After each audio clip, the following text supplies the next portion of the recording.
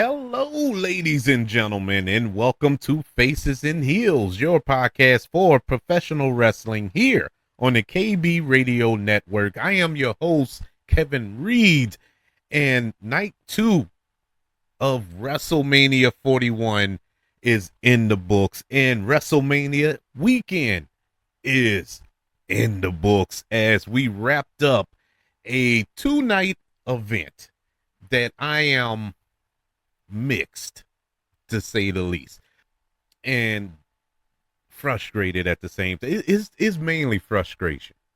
There's a lot to take away from this year's WrestleMania that is exciting. There are some exciting matches that took place over this past weekend. We had 14 total matches over the last 2 days. And quite honestly, I can only think of 4 that I was like, yeah, this is WrestleMania. The rest, the rest, you could have slapped on SmackDown. You could have slapped on Raw. You could have slapped on NXT or even Evolve. And it probably still would. I mean, it just was not a good WrestleMania. Let's just put it plainly. There's no point sugarcoating it.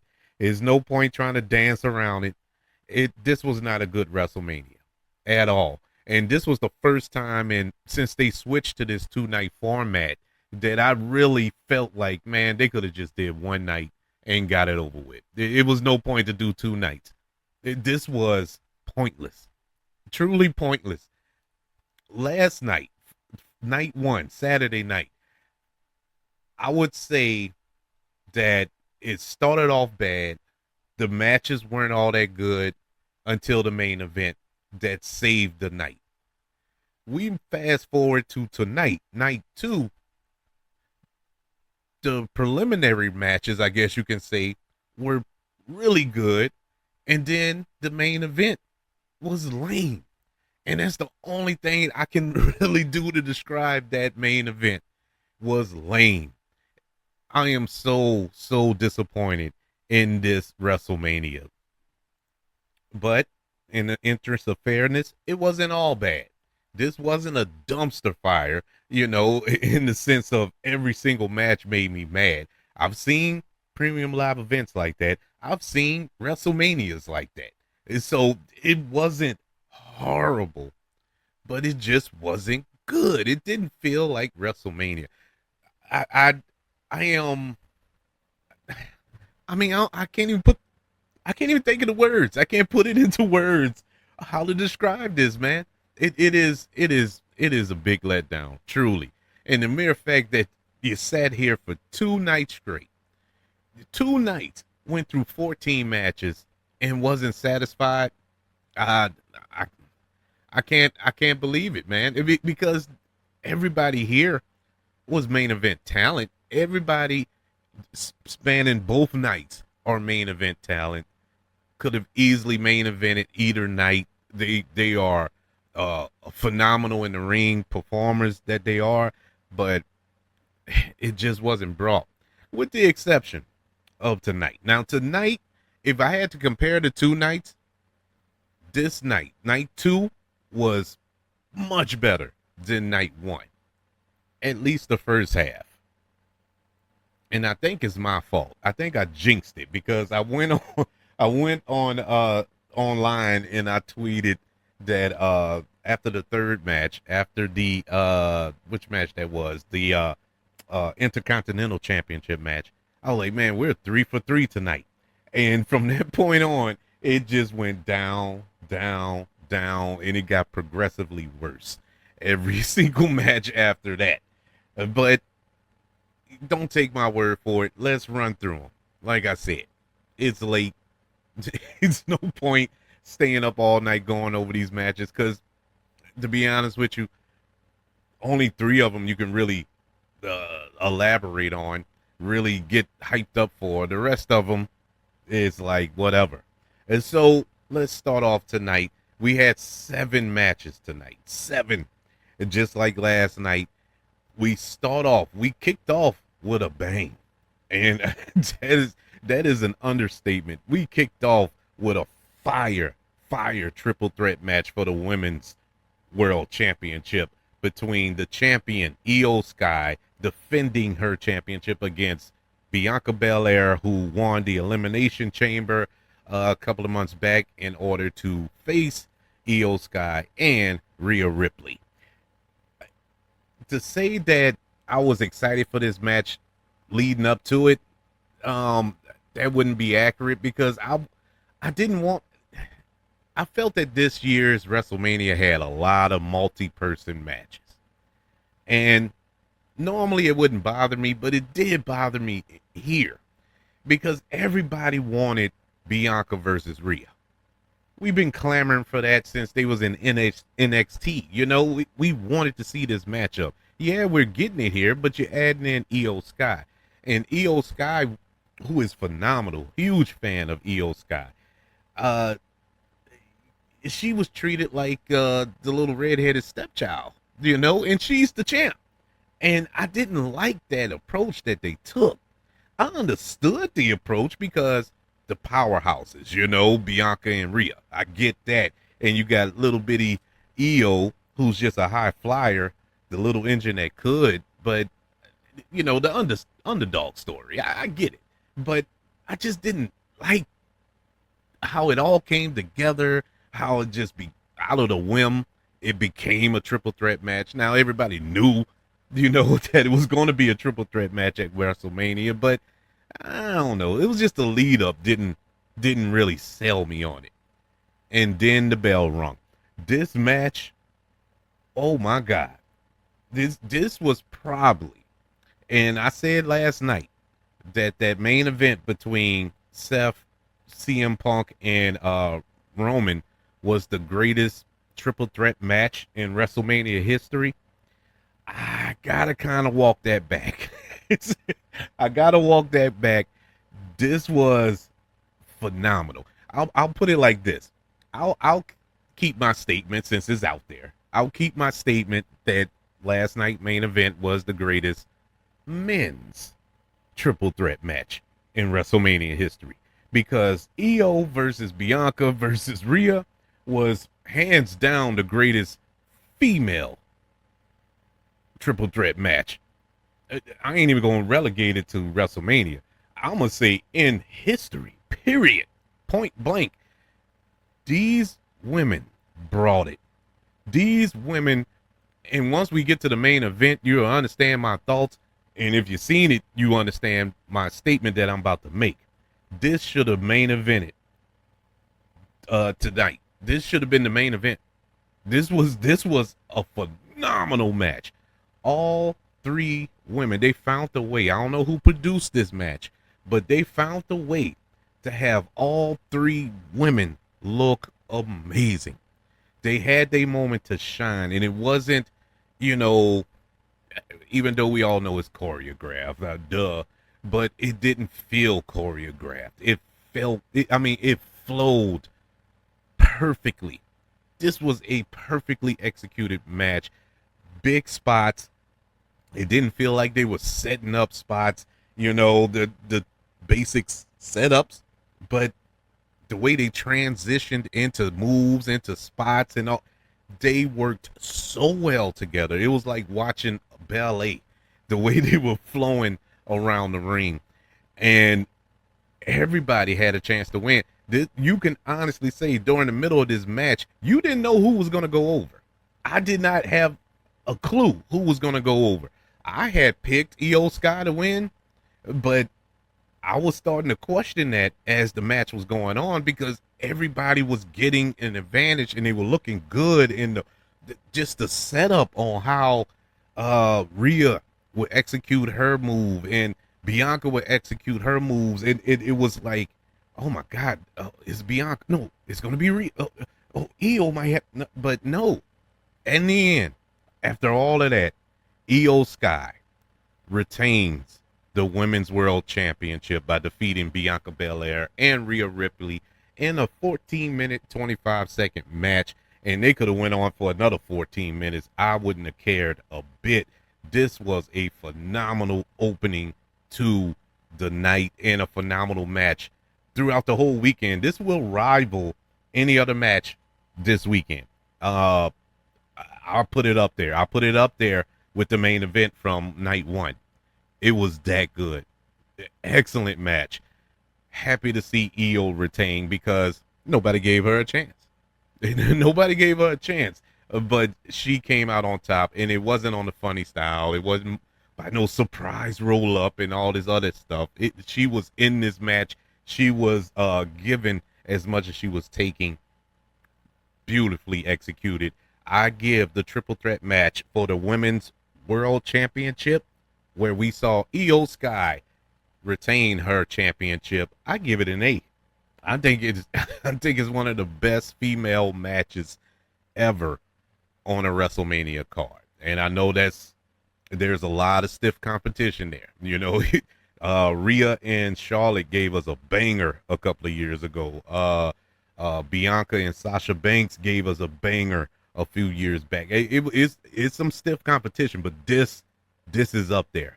This will go down as one of the best.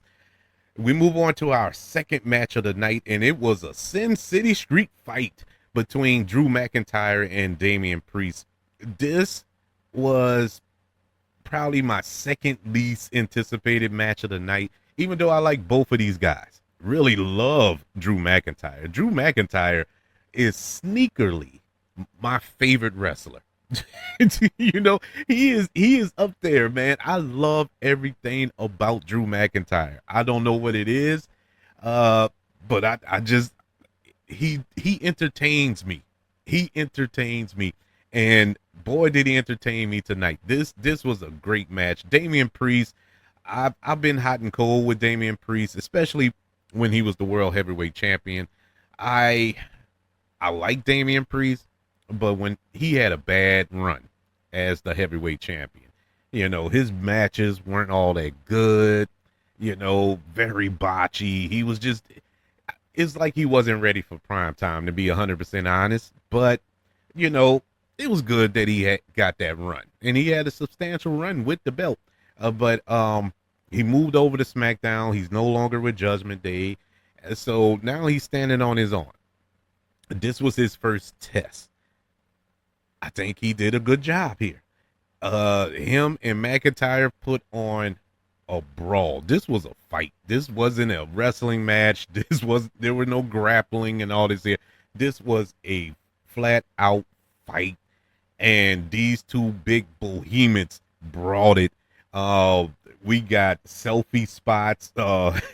We got Drew McIntyre posting pictures on social media in the middle of the fight.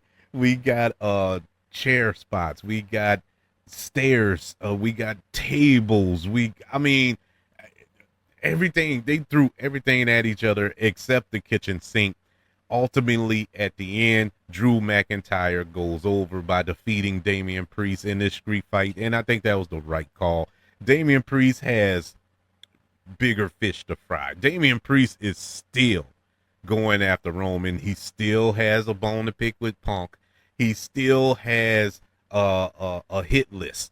And so being wrapped up in this little feud with Damian Priest, as good as it is, and it's been a good feud, especially for Priest. I think this helps Priest more than it helped Drew McIntyre, because Drew McIntyre, he's good. You know, this doesn't hurt him. You know, I wish he had something more at WrestleMania, but that's fine. Everybody else was tied up in something else, so this was good. And so, but it really did help Damian Priest, even in the loss. You know, he looked strong in this loss, but it's good to see Drew McIntyre come out victorious. Now he's free and clear to move on to bigger and better things. I give the Sin City Street fight, where Drew McIntyre comes out victorious, a B+. Very, very good match here. The only thing missing, my only knocks on this, there was no color. There was no blood in this match.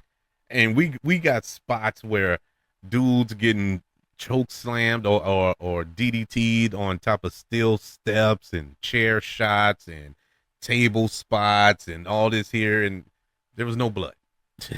You know, and to be honest with you, if you go through the entire weekend, there was zero blood in any of these matches. And I was curious about that. And I really thought that, okay, they're saving it for the Cody and Cena match. You know, they're not going to bleed in every match. They're going to save it for that match because there's some heat there. But we learned, spoiler before we get to it, but there was no blood in that either. So I don't know what the reasoning behind it was, but it would have been nice to see a little color in this match. But besides that, this was awesome. We move on to the fatal four-way match for the WWE Intercontinental Championship, where Braun Breaker defends his championship against Dominic Mysterio, Finn Balor, and Penta. And this was another one. Once again, going back to my kind of disdain for these multi-person matches this weekend, I wasn't too excited about this. I wasn't. Why is everybody involved in this match? But the bell rung. And once the bell rung, it was phenomenal. I loved this match. This is probably my biggest feel-good match of the weekend. And that, yes. And I'm counting the Jey Uso winning the World Heavyweight Championship. Dominic Mysterio coming out on top and winning the Intercontinental Championship. I stood up and clapped for about 10 minutes. There was 2 times I did it tonight. I did it for the triple threat match with the ladies earlier, and then I came back and did it again with this one. This was a phenomenal match. Good spots. Storytelling was at its peak here. Between Dominic Mysterio and Finn Balor, all that was there. Penta and Braun going at it, getting their offense in as well. Braun Breaker getting a spear on Carlito, jumping from one table to the other table where Carlito was standing on and spearing him through that. Oh, phenomenal spot. Dominic Mysterio setting Finn Balor up for the 619 was a good spot, but Finn catching it and monkey stumping him because he betrayed him or whatever. Good spot. Braun and Finn going at it. Finn getting the upper hand, making him look strong. Delivering the coup de grace, got the cover, and all of a sudden, Dominic Mysterio from off the top rope, frog splash onto Finn Balor, breaking up the pin and getting the pin himself to become the new WWE Intercontinental Championship. This was chef's kiss. Brilliant match. Because Braun Breaker didn't take the pin. He still looks strong. He can still come back and beat up Dominic for his title, even though I don't think they will. I think they're going to keep the title on Dominic for a minute. The storyline with Judgment Day crumbling, that intensifies now because Dominic pinned Finn Balor clean. He pinned Finn Balor. Now, the odd man out here is Penta, but Penta just got there. This doesn't hurt him. He can still go after Dominic Mysterio because there's some heat there between those two as well. So you got that program set up as well. So I thought this was a phenomenal match, well put together, and we got the WrestleMania moment with Dominic winning. And what made it so beautiful, we have graduated over the past, 2 years from Dominic Mysterio getting nuclear heat to the point where he couldn't talk. He couldn't do a promo because the crowds wouldn't let him, to now him winning that championship in the pop. That had to be the loudest pop of the night. Everybody cheering to the point he had to run back to the ring and get on the ropes for people to continue to cheer him. I mean, it was phenomenal. The whole time this was happening, I was just picturing in my head of Rey Mysterio in the backstage, probably crying his behind off because his son, to witness his son in this moment at WrestleMania, I was shocked he didn't run out there. Honest to God, that was the only thing missing. You know, I know it would have killed kayfabe and spoiled any moments. You know that the storyline with the deadbeat dad stuff and all this here, but I wouldn't have been mad. I don't think anybody would have been mad. This was a great moment. Congratulations to Dirty Dom himself on becoming the new WWE Intercontinental Champion. And this match gets a letter grade of an A minus. Yeah, this match was fire. Really was. And you can imagine, this is where I tweeted 3 for 3. 3 for 3. And it just fell off the rails from there. Not so much with the fourth match, because I don't really count this as a match. The fourth match was the open challenge from Randy Orton. We know the backstory of Randy Orton and Kevin Owens were scheduled to have this match, but Kevin Owens discovered that he needed neck surgery, and he had to pull out of this match. And so the big question mark, who was going to be Randy's opponent, if I can get it out, Randy Orton's opponent at WrestleMania. Nick Aldis' name was thrown out there. My personal pick was Miro or Rusev, whatever you want to call him today. That was my pick. I thought that was going to be the no-brainer. Some people were saying Aleister Black was going to be it, or some other random person. Well, out of all the names that ran through my head of who can come out, I even thought that Kevin Owens was doing a swerve, and I thought Kevin Owens would come out and just beat Randy Orton half to death or something, and that was just a shot in the dark, but I just wanted to keep my options open in case it happened. But no, that wasn't it. You know what was it? They said his name and he appeared. Yes, Joe Hendry, the TNA champion, had a match at WrestleMania. Do you realize how significant that is? Yes, it was a 3-minute match, but it wasn't a squash match. Joe Hendry got some real good offense in. It was a good match. It was nice. It was a showcase thing, and I keep calling it a match. It really wasn't, but it was a showcase thing.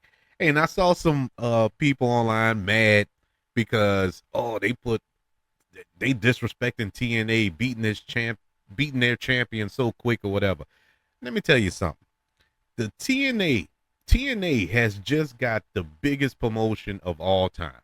You had their champion on WrestleMania, wrestling at WrestleMania. It didn't matter what they did to Joe Hendry. The fact that he was there was the biggest bump for TNA you can ever get. And Joe Hendry, this doesn't hurt him. This not gonna hurt him at all. He's TNA, but it was good.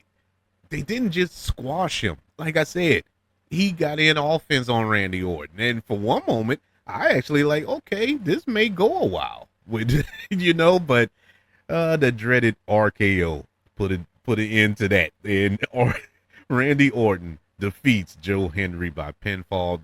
Yeah, it was nice. It was cute. And quite honestly, I don't even know how to grade this because I don't even look at it. I can't look at it as a match. Sorry, I don't know what to say about it. It was entertaining. It was entertaining. It was good to see Joe Hendry. Happy to see Randy Orton get an RKO at WrestleMania. So life is good. But quite honestly, they could have saved this for something else. They could have put something else on the card. They didn't need to do this. Since he didn't have his opponent, he being Randy Orton, since he didn't have his opponent, he didn't get a match. I know it's unfair. It stinks, but at least he wasn't Becky. But not Becky, but Bailey. But we'll get to that in a few minutes. But before we get to that, we had a singles match between Logan Paul and AJ Styles. A match that I did not care for. I like AJ Styles. I'm an AJ Styles fan. Really, really like him. I am not a Logan Paul fan. As a person or whatever, I just don't like Logan Paul. Now, with that being said, he's phenomenal in the ring. The dude can perform in the ring. I got to give credit where credit is due. He is an awesome performer in the ring. I just don't like him as a person. You know, he. I, I'm not even gonna get into it. It's a wrestling show, so I'm not gonna get into it. But this match means nothing. This match does nothing, and it did nothing other than hurt AJ Styles. I feel this AJ Styles. If you think back throughout his history in WWE, he is not that successful at WrestleMania. I think he lost to Jericho. He lost to Shinsuke. Did he lose to Shinsuke? No. He beat Shinsuke. I was at that WrestleMania. That was here in New Orleans. He did beat him. But other than that, he hasn't done nothing at WrestleMania. He lost to The Undertaker during the pandemic in that cinematic match. He hasn't won anything significant other than the Shinsuke Nakamura match. Nothing. And so this was pointless to me. And to lose to Logan Paul, and I know they're hyping up Logan Paul. Logan Paul probably gonna go after Dom or probably go after Jey Uso. I don't know. Jey Uso sounds most likely, but regardless, this match went 18 minutes, and I don't know why it was 18 minutes long. I really don't. This was way too long, way too boring. I didn't, because it was you had your moves, and for the majority of it, Logan Paul was getting in all the offense and everything, and AJ Styles was just looking old. This is the first time I felt AJ Styles was old. You know, he didn't move in the ring like he normally moved in the ring. And I know he's winding down. He's done interviews where he said he's starting to wind it down to put an end to it, to leave his boots in the ring. And this is the first time I looked at him and I was like, yeah. He did get in some good offense, you know, sporadically throughout the match, but ultimately, it wasn't enough. Logan Paul defeats AJ Styles by pinfall. We did get a Karrion Kross appearance. I guess they setting up that little feud going forward between Karrion Kross and AJ Styles, but do you really care? You know, and I like Karrion Kross as well. They haven't done nothing with Karrion Kross. This little backstage devil on the shoulder thing that they're doing, it's interesting, but he hasn't done nothing in the ring. You know what I'm saying? I think they had a match on SmackDown or something the other day.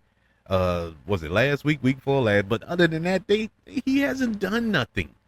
And so I want them to do something with this dude. This dude was phenomenal in NXT, you know, and other places around the globe. But he's done nothing in WWE since his return. He's had that feud with the Wyatt Six. The Wyatt Six disappeared, and they released his crew, so he's just there. It's just him and Scarlett, and I don't know what they're gonna do with that. But anyway, this match went way too long in my opinion, and it really wasn't all that entertaining. I give it a C. It was all right. You know, they performed. You know, I give them credit for that. They did perform, but nothing to write home and tell mom about. Anywho, let's move on to the tag team match for the WWE Women's Tag Team Championship, where we have Judgment Day, which consists of Liv Morgan and Raquel Rodriguez, your champions, taking on Laura Valkyria and a mystery partner.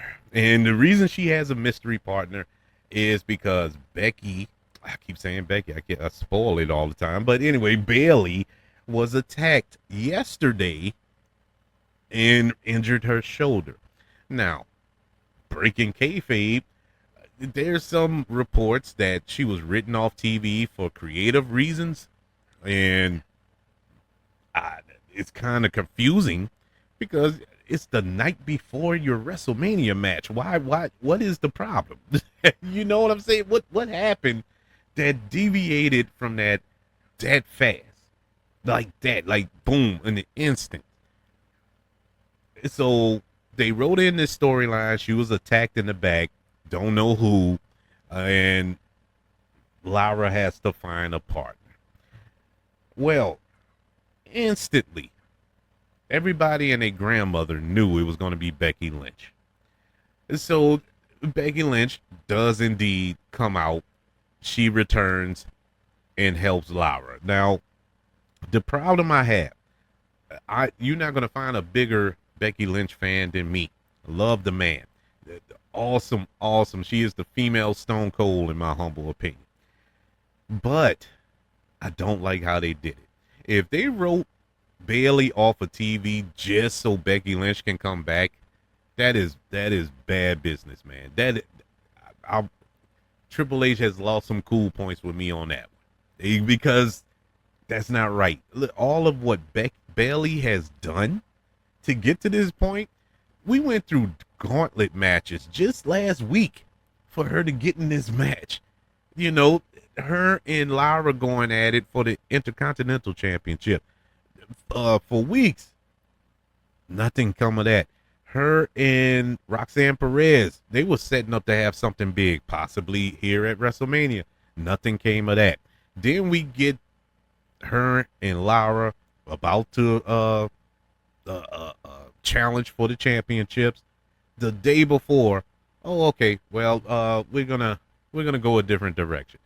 I did not like this, and it kind of, to be honest, it kind of caused me not to pay much attention to this match.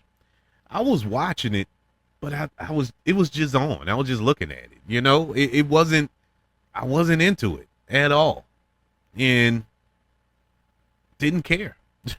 Didn't care the outcome. And when I mean, because I knew what the outcome was going to be. If Becky Lynch came back, as soon as she walked out of the back, I'm like, well, they're going to win. You know, it didn't make sense to watch. And and just like I thought, that's what happened. And Becky Lynch pins Liv Morgan, and now Lara Valkyria and Becky Lynch are your new WWE Women's Tag Team Champions. This match went 8 minutes, almost 9 minutes, and that was too long. And it just, I don't care. Now, if this is setting up for something between Becky Lynch and Bayley, if Becky Lynch was the attacker and Becky Lynch is turning heel in order to go after Lara Valkyria, okay, that's interesting, but they're tag team champs now. I mean, granted, I could care less about the women's tag team championship because they've done nothing with them. There's no value to it. The only time it actually had value is with Liv Morgan and Raquel. I don't care any other way. Now, I think they being Lara and Becky, I think they're going to be on NXT Tuesday because they have to defend them on NXT this Tuesday. Hey, whoop-de-doo. It's whoop-de-doo. But I don't care. And it's sad because I like Becky Lynch. But I give this match a C-. That's the best I can give it. Because like I said, I didn't really tune in. It was just there. I was zombie watching it. But regardless, that brings us to the main event. The main event, coming off of the heels of the greatest heel turn of all time with John Cena, as he will challenge Cody Rhodes for the undisputed WWE Championship. A lot of question marks going into this match. Number one, can John Cena put on a 20-minute match? Can John Cena perform? Because he hasn't performed in a long time. He hasn't won a singles match in 7 years. I think Pat McAfee said that during the match. I'm like, okay. Now, I had picked John Cena to win this match because of some bumfoolery. Now, we did have bumfoolery at the end of this match. Not the kind that I was expecting. This was lame. I'm sorry. I don't even want to go through it all because it was just that lame. It makes my head hurt. This was lame. John Cena, he tried his best. I give him that. I give him an A plus 100 for effort. He tried his best, to look kind of fluid in the ring. Cody Rhodes, he dumbed himself down for John Cena. And that's where I'm upset with it. I've seen Cody Rhodes go the distance with Kevin Owens in that ladder match a couple of months ago. Epic match. I mean, you got ladders and tables and big spots and all this here. The fast-paced match going 100 miles per hour. And then we get to this. And you're in the bike lane. You're just walking, man. And it's like, oh my God, bro. Instantly, I knew John Cena was going to win.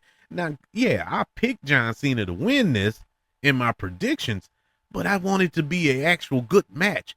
This was a horrible match. Horrible. If you think anything about this match was interesting or entertaining, I don't know what to tell you, honestly. And I know it's all subjective. I know you're gonna have Cody fans that think, "Oh, it was good. He carried the match." Yeah, he carried the match. But man, come on, this shouldn't have been the main event.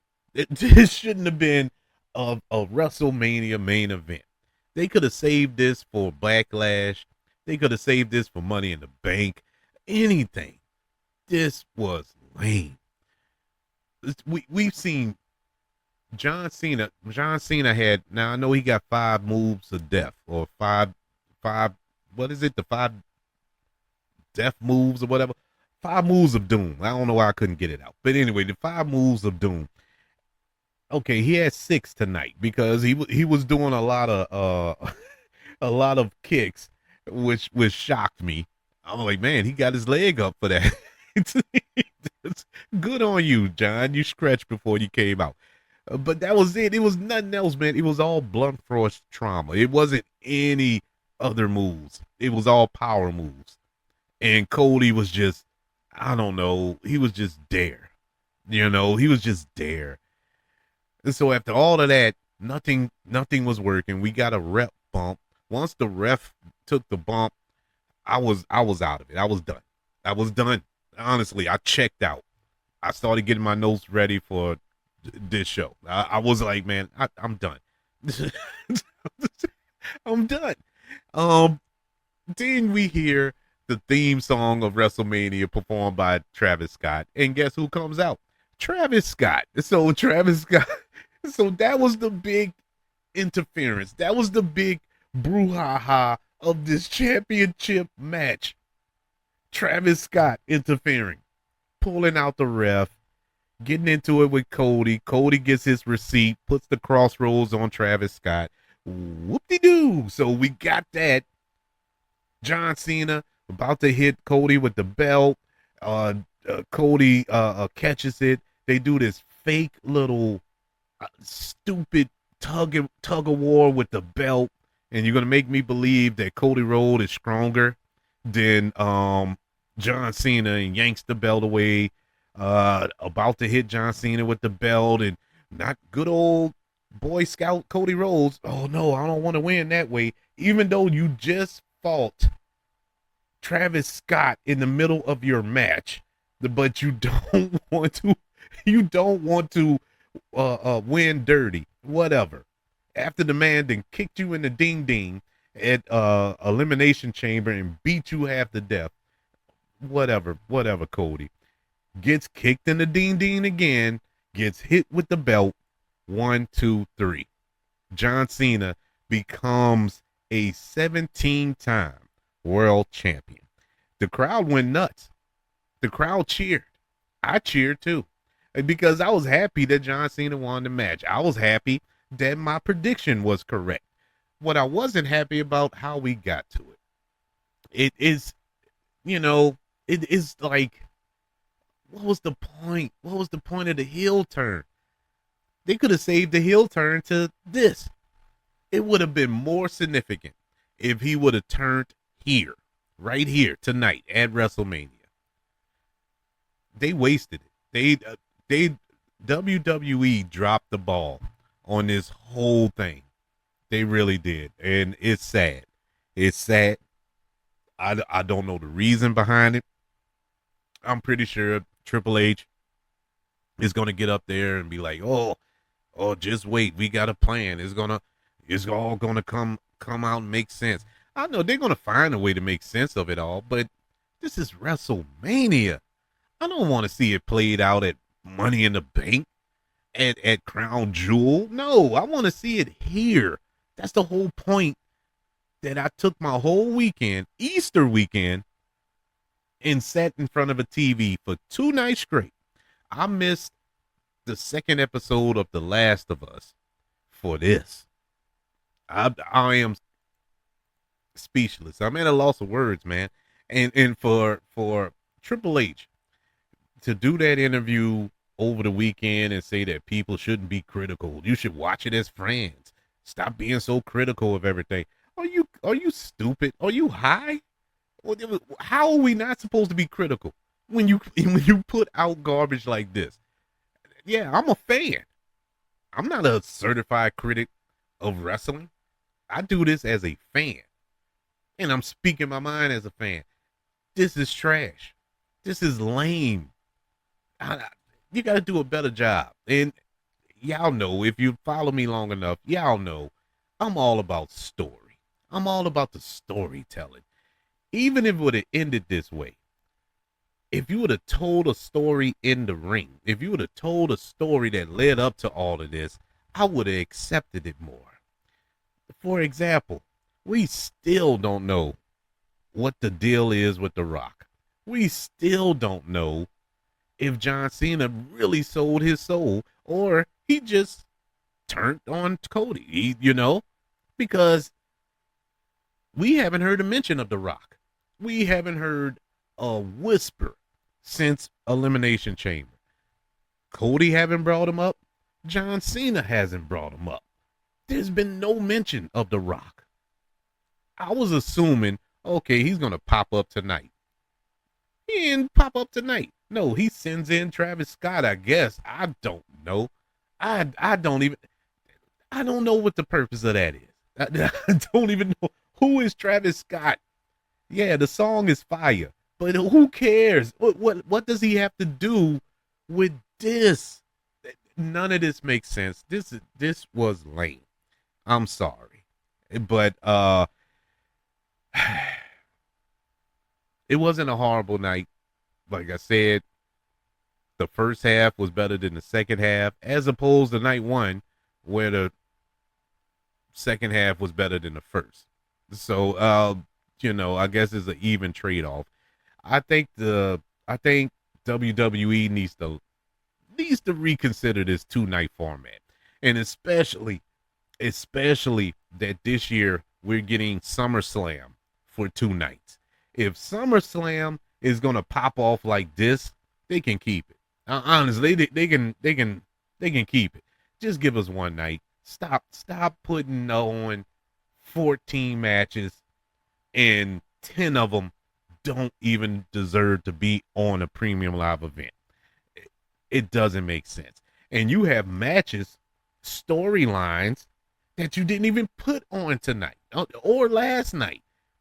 They were good storylines that's being told on SmackDown and Raw that they didn't even pop up on WrestleMania.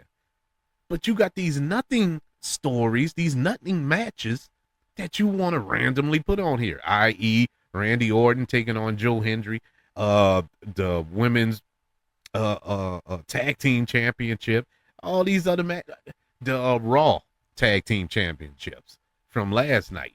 Pointless.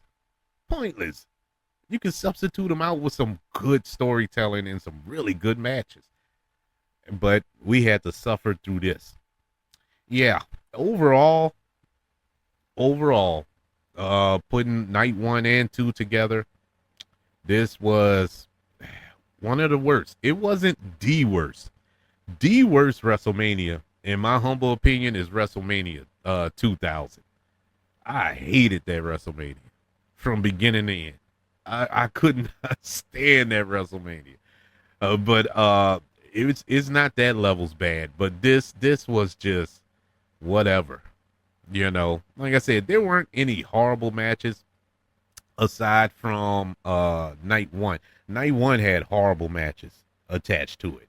The Tiffany Stratton Charlotte Flair match was horrible. The Jade Cargill Naomi match wasn't all that good. So at least night two, all the matches were good. They were all good matches. Some were even borderline great. So that's a plus, but that still doesn't excuse the incompetence here. I guess I got to give an overall grade for the entire weekend. If I give an overall grade, I got to give the entire WrestleMania 41 weekend a C plus. Yeah, you had some really good matches, really great matches that saved this WrestleMania from being a dumpster fire, and the rest they could have kept on the cutting room floor. But I would love to know your thoughts. Are you happy to see John Cena become the 17th, or should I say a 17-time world champion, breaking the record? He is the GOAT officially, whether you like it or not, or how he became the 17th-time champion. It's happening. It's real. So what are your feelings, and what are your feelings throughout the whole weekend? Which match did you enjoy the most? Which match did you enjoy the least? Which night you felt was the better one? Email the show, kbradiopodcast@gmail.com. You can also search for the show on all social media platforms. Just search for the KB Radio Network. Also, don't forget about YouTube. Subscribe to the KB Radio Network channel and like this video if you don't mind. Don't forget about the 5 stars, the reviews, and sharing this show if you're listening on Apple Podcasts, Spotify, iHeartRadio, wherever you are currently listening to Faces and Heels here on the KB Radio Network. Everybody, thank you for joining me throughout this entire weekend as we broke down night 1 yesterday and night 2 tonight. WrestleMania 41 is in the books. What is next for the WWE? Oh man, I'm tired. I'm going to bed. And I hope you are too. I hope everybody enjoyed their Easter weekend in spite of this lame display of pro wrestling that we got tonight from WWE. But hey, it could have been worse. So I can sleep with that. I'm a rock with that. It could have been worse.